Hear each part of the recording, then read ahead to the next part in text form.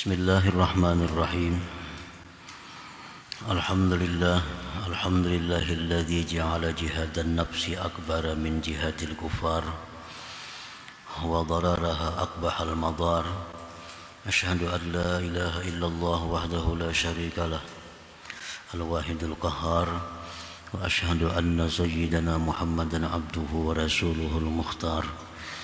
Allahumma salli wa sallim wa barik ala sayyidina Muhammadin imamil muqarrabin wal abrar wa ala alihi wa sahbihi wa dzurriyyatihi al-akhyar, amma ba'd. Yang kita hormati dan kita cintai para habaib dan alim ulama, para muhibbin, hadirin hadirat rahimakumullah.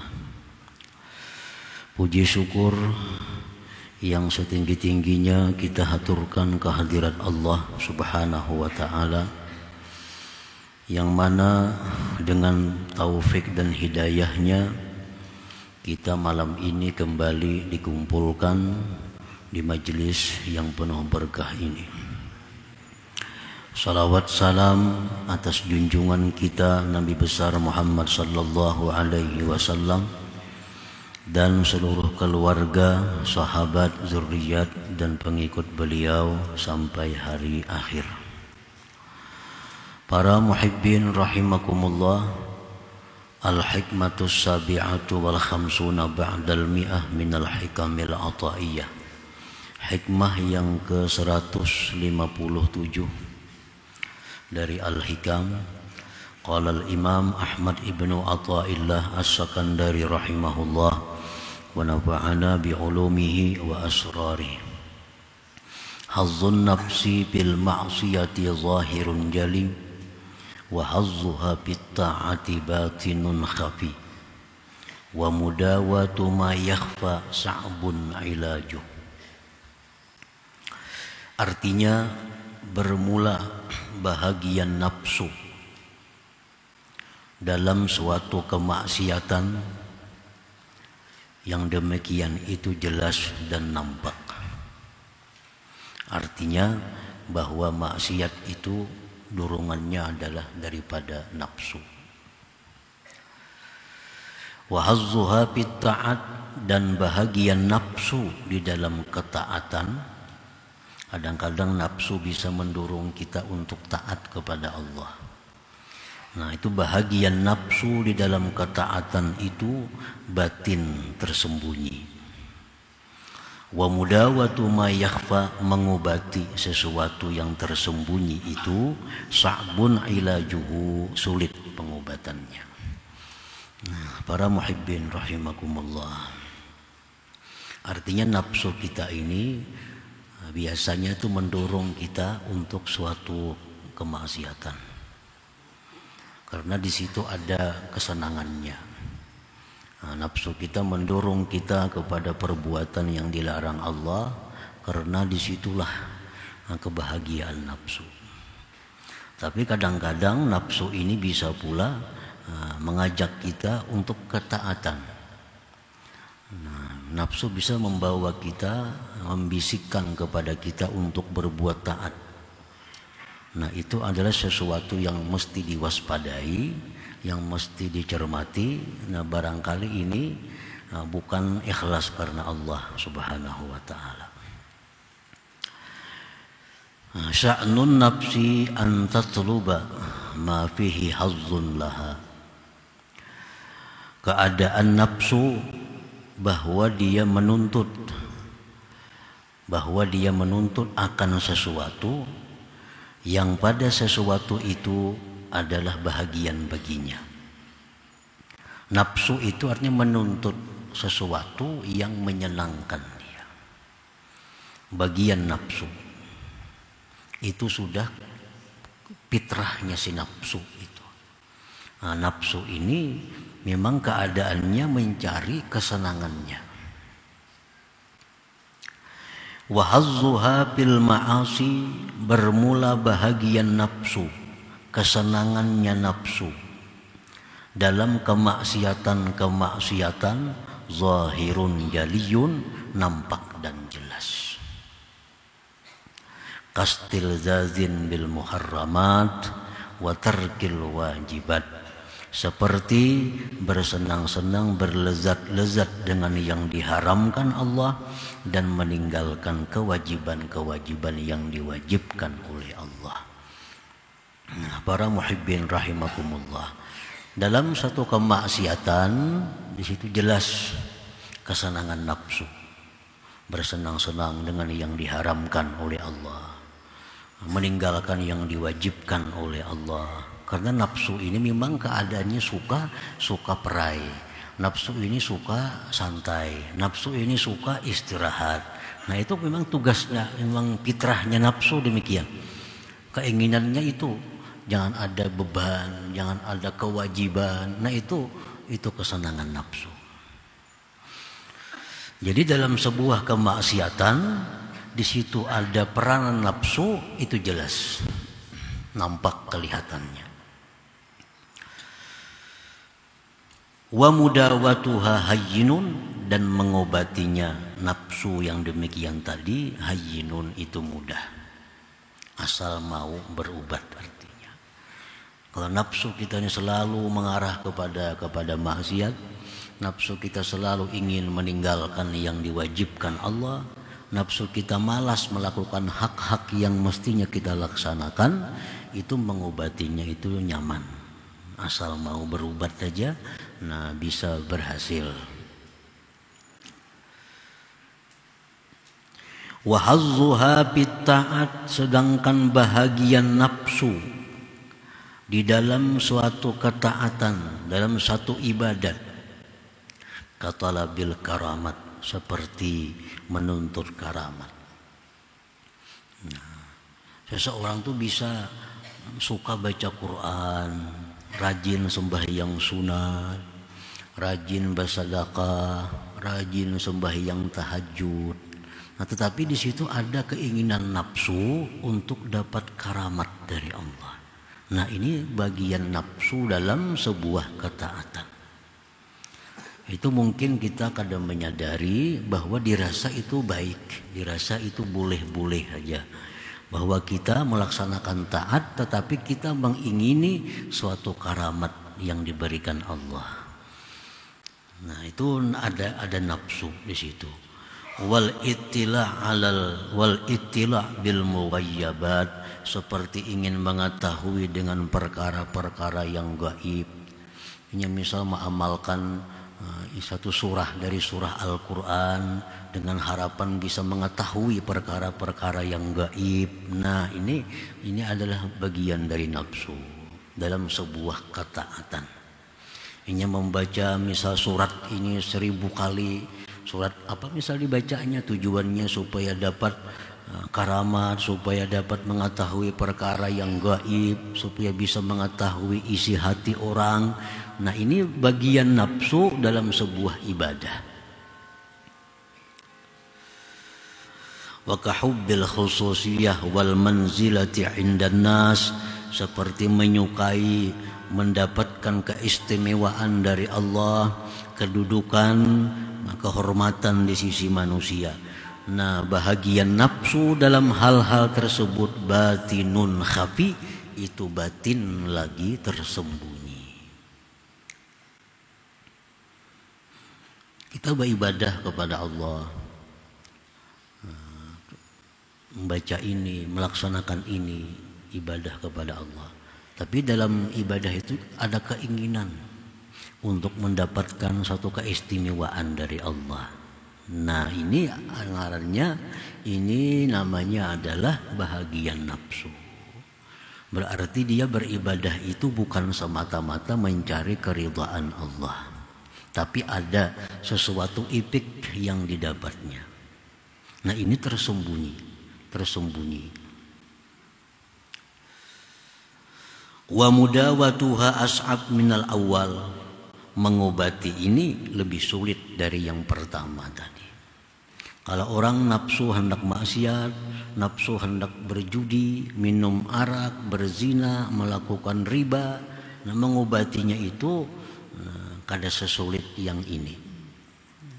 Kalau kita beribadah kepada Allah menghendaki suatu kemuliaan, Kita beribadah kepada Allah menghendaki satu kedudukan, kita beribadah kepada Allah ingin jadi wali. Nah, ini bagian nafsu. Bagian nafsu. Mengobatinya itu adalah lebih sulit dari yang pertama tadi. Li'anna mudawatal awwali, karena mengobati yang pertama, yang mana dirinya hendak melakukan maksiat, hendak meninggalkan yang wajib.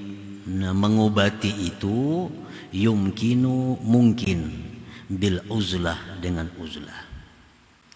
Nah, ini nafsunya ini mendorong inya minum arak, mendorong inya berzina, mendorong inya berkata-kata nang kada bagus, mendorong inya untuk hal-hal nang negatif. Nah, ini mengobatinya bisa dengan cara uzlah. Dengan cara uzlah. Uzlah artinya apa? Bisa uzlah ini uzlah kecil, uzlah sugra, tetap aja di kampung berdiamnya, tapi dia menghindari pergaulan-pergaulan selain yang diwajibkan dan disunnahkan. Paling sembahyang Jumat ke masjid boleh habis, kada turun lagi nya ke tanah. Sembahyang zuhur ke masjid habis zuhur boleh. Sembahyang asar ke masjid habis asar boleh. Nah, kada ada singgah di warung, bepandiran, kada ada. Nah, ini mengobatinya mudah. Dengan uzlah, nah bisa terhindar dia dari kemaksiatan tadi. Wal firar min mawatil asrar, dan lari daripada tempat-tempat orang jahat. Nah, dulunya misal kita suka melakukan maksiat karena kita suka berkumpul di tempat-tempat orang jahat. Nah, imbah ampih ke sana jangan lagi. Sudah berhenti kita melakukan kemaksiatan tadi. Wa bi suhbatil akhyar, dengan berkawan orang-orang yang baik. Dulunya kita suka melakukan maksiat karena kawan-kawan kita ini ketujuh maksiat. Kita ketujuh menggunjing, menggibah orang karena kawan kita ahli gunjing. Itu mengobatinya nyaman. Jangan dikawani lagi ini tuh. Jangan dikawani lagi. Ganti kawan dengan akhyar. Ganti kawan dengan yang baik, yang suka berzikir, yang suka bersalawat, suka memberikan nasihat. Ganti kawan dengan itu, otomatis kita akan jadi baik. Man sahibal akhyar sara minal akhyar wa in kana minal asrar. Itu perkataan ulama. Man sahibal akhyar, siapa yang berkawan orang baik, sara minal akhyar, dia akan jadi baik. Wa in kana minal asrar, sekalipun dia orang jahat. Sekalipun dia orang jahat, karena selalu berkawan orang baik, dia akan jadi orang baik. Wa bi kasrati ta'at wal azkar, nafsu yang suka maksiat itu bisa diobati dengan banyak berbuat taat dan zikir-zikir. Wa sama'il ayat wal akhbar, mendengari ayat-ayat Quran dan hadis-hadis Rasulullah sallallahu alaihi wasallam. Walhasil mengobati nafsu yang suka dalam satu kemaksiatan itu kada terlalu sulit asal mau mengobatinya. Asal hakun berubat. Bi khilafis sani, bersalahan yang kedua. Bersalahan yang kedua ini sulit mengobatinya. Ini kada mampan dengan dibawa uzlah, bisa babanget. Dibawa banyak berzikir, bawa banyak berselawat, bisa bertambah sakit. Karena ini orang nafsunya itu ingin punya karamat dengan taatnya itu. Nah, ini orang ingin punya keistimewaan. Ini orang dengan ibadatnya mengingini bahwa dia tahu rahasia-rahasia yang akan terjadi. Nah, ini beribadah, berbuat taat, tapi ada bahagian nafsu di situ. Nah, mengobati ini kada bisa dengan uzlah, kada bisa dengan banyak berzikir. Karena makin banyak berzikir, ini makin sangat mengharapkan dapat karamat. Makin banyak bersalawat, makin mengharapkan banyak dapat keistimewaan dari Allah. Nah, ini makin menunjul nafsunya. Nah, bi khilafis sani, yang kedua ini berat pengobatannya. Fala yudawihi, maka tidak bisa mengobati akan yang kedua ini illa syaikhun, kecuali guru, mursyidun, yang membimbing kepadanya. Nah, kecuali ini guru khusus, maka ini dokter spesialis, maka ini. Jadi orang semacam ini jangan hendak mengulah amalan sendiri, jangan hendak mengulah pekerjaan sendiri, harus di bawah bimbingan seorang guru yang membimbing dia. Illa fala yudawihi, tidak bisa mengobati akan dia illa kecuali syaikhun, seorang guru, waliyun, yang wali, mursyidun, yang membimbing dia. Nah, karena bila gurunya memberinya amalia, ini kada tahu apa-apa faedahnya, maka ini akan mengamalkan itu semata-mata karena Allah, semata-mata karena mengharapkan keridaan daripada Allah. Ini kada tahu. Kan guru baca ini, baca itu, jangan tahu faedahnya, pokoknya baca ini. Nah, jadi bacanya kada tahu. Jadi apa kayaknya kada tahu. Nah, pokoknya yang mengamalkannya semata-mata untuk mencari keridaan Allah Subhanahu wa taala. Nah, kalau hal-hal yang tadi kada bisa mengobati dirinya kecuali di bawah pengawasan pendidikan seorang syekh waliyin mursyidin tadi. Yashabuhu, yang dia sertai akan itu guru tadi, akan syekh tadi, bil mahabbati shadiqah, dengan kecintaan yang benar, wat tasdiqil jazim, dan keyakinan, kepercayaan yang bulat terhadap gurunya itu. Nah, orang ini mesti menyertai gurunya dengan modal kecintaan yang benar-benar cinta kepada gurunya, ditambah keyakinan, kepercayaan yang bulat terhadap gurunya. Artinya apa yang diberikan gurunya itu pasti membawa kebaikan kepada dirinya. Itu menurut keyakinan dalam hatinya. Nah, dengan itu bisa diobati ini. Bisa diobati. Nah, para muhibbin rahimakumullah. Fal wajibu 'alal 'abdi ittihamu nafsihi wa muraqabatuha. Maka wajib atas seorang hamba itu berburuk sangka kepada nafsunya dan mengintainya. Nah, dalam hati kita ini ada keinginan melaksanakan sesuatu ibadah. Dalam hati kita ada bisikan, baca Quran. Nah, baca Quran. Jangan selalu percaya dengan bisikan hati ini. Ini nafsu kita menyuruh baca Quran, apa? Ada dorongan daripada dalam hati kita bersedekah, jangan langsung bersedekah. Nah, jangan langsung percaya dengan apa yang dibisikkan dalam hati kita, karena kita masih dikuasai oleh nafsu kita. Apapun perbuatan taat yang timbul dari geritik hati kita, jangan langsung dipercaya, jangan langsung diiyakan. Karena barangkali ini ada hal-hal negatif di belakangnya yang akan mencelakakan kita. Nah, oleh karena tadi orang seperti ini harus di bawah bimbingan seorang mursyid yang bujur-bujur, artinya supaya jangan tahu apa-apa. Jam hari ini bersedekah 10.000, jadi gurunya misalnya keluarkan sedekah. Kan pernah isok bersedekah 20.000, keluarkan. Jangan tahu apa-apa. Pokoknya percaya penuh kepada pembimbingnya. Nah, ini bisa hilang karena keinginan nafsu dalam ketaatan kepada Allah Subhanahu wa ta'ala. Nah, maka wajiblah atas seorang hamba itu berprasangka buruk.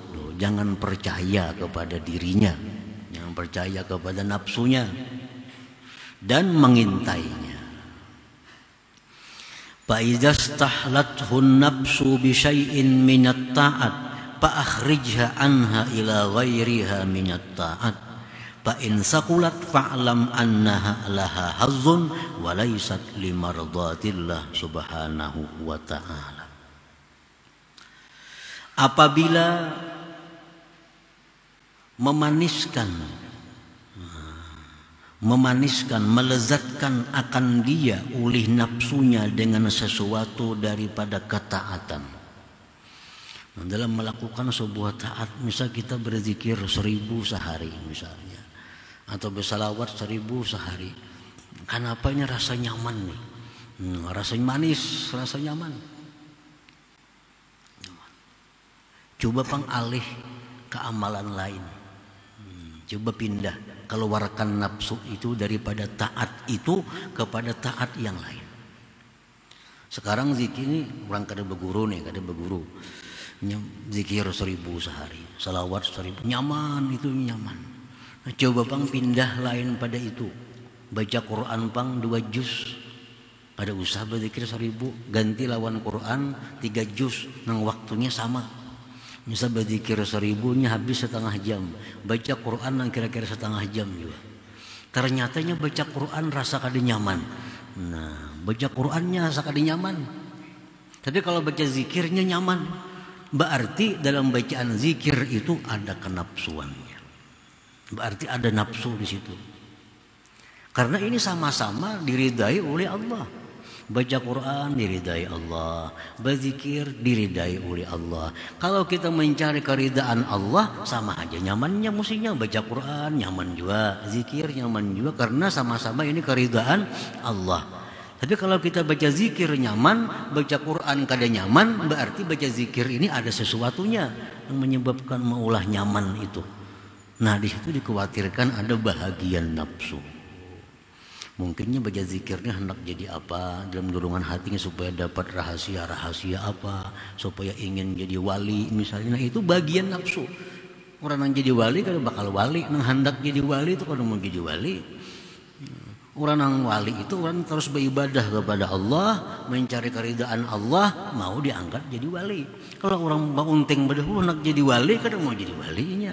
Ada kenapsuannya, ada hazzun nafsi, ada kepentingan nafsu dalam ibadahnya itu. Nah, jadi coba itu.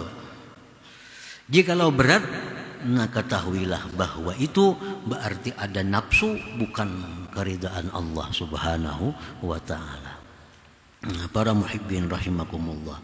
Nah, apalagi yang kita pindah ini kepada amal yang sebenarnya lebih diridai, lebih disukai oleh Allah.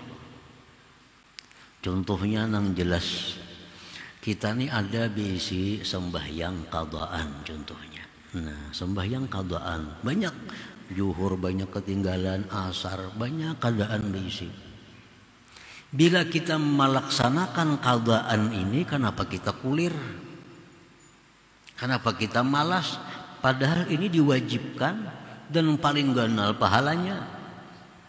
Tapi bila kita sembahyang lain, sembahyang witir, duha, kenapa rajin? Nah, berarti di sini jelas ini ada dorongan nafsu.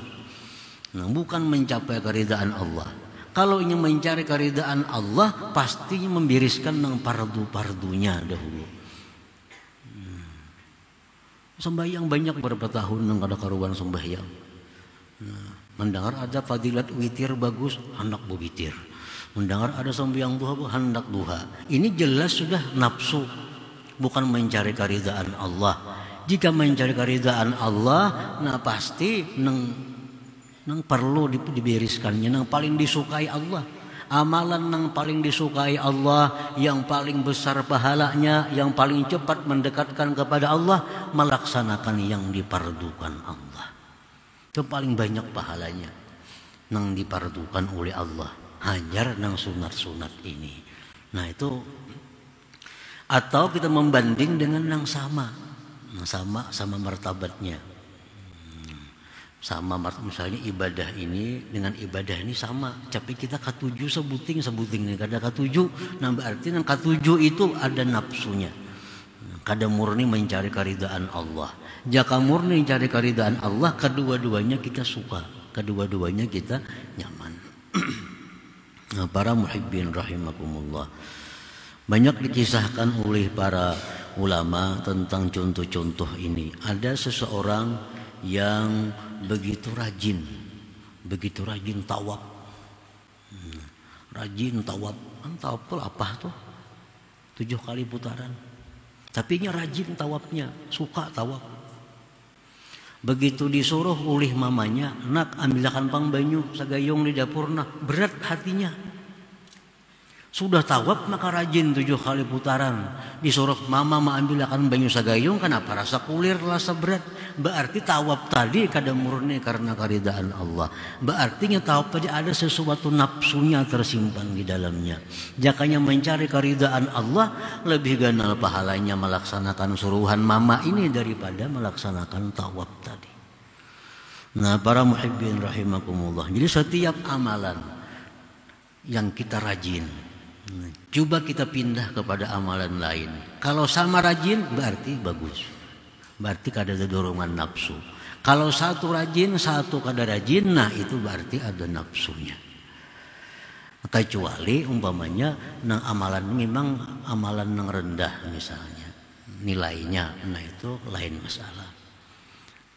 Ini amalan yang kita laksanakan ini amalan yang tinggi nilai di sisi Allah. Kalau kita bila pindah nang randahnya kita kada ketuju. Nah itu lain kisahnya ini.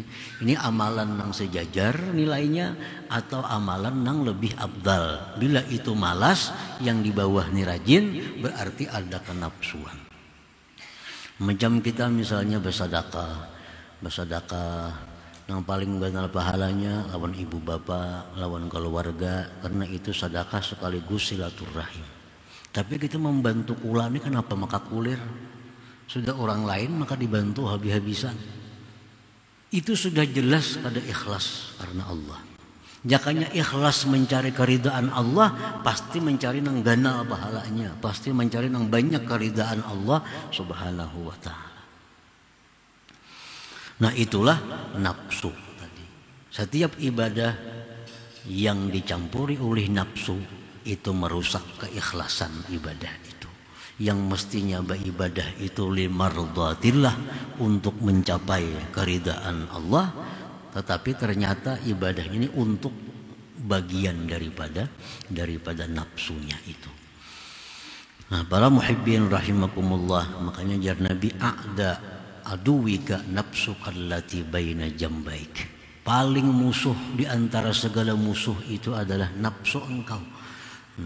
Yang ada di dalam diri engkau, karena dia bisa mengemas sesuatu kebaikan seolah-olah baik, nah kada tahu di dalamnya yang menggugurkan nilai ibadah itu di sisi Allah Subhanahu wa taala. Kalau kita bisa memerangi nafsu kita, mendidik nafsu kita, itu disebut Nabi jihadun akbar, jihad besar. Melawan orang kafir itu jihadun asgar, jihad kecil. Kita bersama senjata nak berperang lawan orang kafir, itu jihad kecil. Tapi kalau kita berperang melawan nafsu, membendung kehendak nafsu, itu jihadun akbar, jihad besar. Kenapa disebut melawan nafsu ini jihad besar? Melawan orang kafir itu jihad kecil. Satu, kita melawan nafsu ini 24 jam kada ada perainya. 24 jam. Dan banyak yang dijagai. Nafsu bisa lewat mata, bisa lewat telinga, lewat macam-macam. Nah, kalau orang kafir kita kada selalu berperang. Nah, kada selalu bertamu lawan musuh. Hari ini bawa senjata, bisa musuhnya kada ada. Orang kafir lagi guringan misalnya. Nah, kada ada musuhnya. Tapi kalau nafsu kita 24 jam harus diawasi, harus dijaga. Satu itu jihad nafsu, jihad besar. Yang kedua, orang yang mati dibunuh oleh hawa nafsu itu matinya ke neraka. Orang yang mati dibunuh oleh hawa nafsunya matinya ke neraka. Orang yang hidupnya ini kalah dengan nafsunya matinya ke neraka. Tapi kalau orang kalah dengan orang kafir, dibunuh orang kafir, matinya ke surga. Berperang orang kafir, bunuhnya kita syahid, matinya ke surga. Kalau berperang melawan nafsu, mati kita ke neraka. Nah, makanya Nabi kita mengatakan jihad melawan nafsu itu adalah jihadun akbar, jihad yang besar. Nah, para muhibbin rahimakumullah. Kama waqa'a li ba'dihim annahu haddathathu nafsuhu bil khuruj ila al-ghazwi wa azharat lahu anna dhalika lillahi ta'ala faqala ya rabbi nabbihni limaqsidiha fa inni muttahimun laha. Ada sebagian di antara para ulama yang mana nafsunya mengajak dia untuk keluar berperang. Nah, nafsunya mengajak, ayo kita berangkat, itu orang lagi berperang dengan orang kafir. Dan berperang itu kita karena Allah. Lalu seseorang tadi berkata, wahai Tuhanku ya Rabbi, jagakan kepadaku ini tujuan nafsu sebenarnya itu apa? Karena aku sesungguhnya kada percaya dengan ajakan nafsu itu. Ini nafsunya membawa berperang. Nah, kita berperang dengan orang kafir. Berperangnya kita karena Allah, jangan karena lain-lain. Nah, tapi ujar orang ini, ya Tuhan, hamba kada percaya lawan ajakan itu. Nah, berikan petunjuk. Wafattasha, dan dia memeriksa. Dia teliti kenapa nafsunya dipindah anak bana membuai berperang lawan orang kafir itu. Ngapa idza hiya li ajli an tastariha min mujahadatihi. Oh, sekalinya inya membuai berperang itu karena si nafsunya sudah kalapahan. Hari-hari diperangi. Siang puasa, malam beribadah. Siang puasa, malam beribadah. Kalapahan dan nafsunya. Baik kita berperang. Nah, kalau berperang itu kan tahajud pray, semuaan pray, puasa pray. Berperang bang kita. Ini sudah kalapahan itu lalu membawai berperang. Nah, patarakal khuruj ilal ghazwi, maka beliau itu membatalkan dirinya untuk berperang. Kata Hawan Sidin, nafsu ini sudah katuhukan disakiti, ke nafsu ini sudah kalapahan di mujahadah, siang bawa puasa, malam kada beguringan kauyuhan inya. Kita berperang melakas matian jarinya. Fatarakal ghazwa, maka dia meninggalkan akan berperang, wastaghala bima huwa fihi, dan terus bekerja dengan pekerjaan yang biasa. Nah, jadi setiap nafsu walaupun ajakannya itu seolah-olah kebaikan, seolah-olah karena Allah. Nah, coba kita periksa lagi dulu, teliti lagi, barangkali ini ada di dalamnya kesenangan hawa nafsu. Itu mengakibatkan apa yang kita lakukan dari ibadah menjadi tidak ikhlas lagi, tidak sempurna lagi, tidak karena keridhaan Allah Subhanahu wa taala. Nah, kemudian hikmah yang ke-158. Ila hadratin Nabi sallallahu alaihi wasallam al-Fatihah. Ar-Rahmanir Rahim, Maliki yaumiddin, iyyaka na'budu wa iyyaka nasta'in, ihdinas siratal mustaqim. Shiratal ladzina an'amta 'alaihim. يا الله بها يا الله بها يا الله بحسن الخاتمة يا الله يا الله يا الله بحسن الخاتمة يا الله بها الله بها يا الله بحسن الخاتمة فيا أيها الرجل منه شفاعة صلوا عليه وسلموا تسليما اللهم صل وسلم وبارك عليه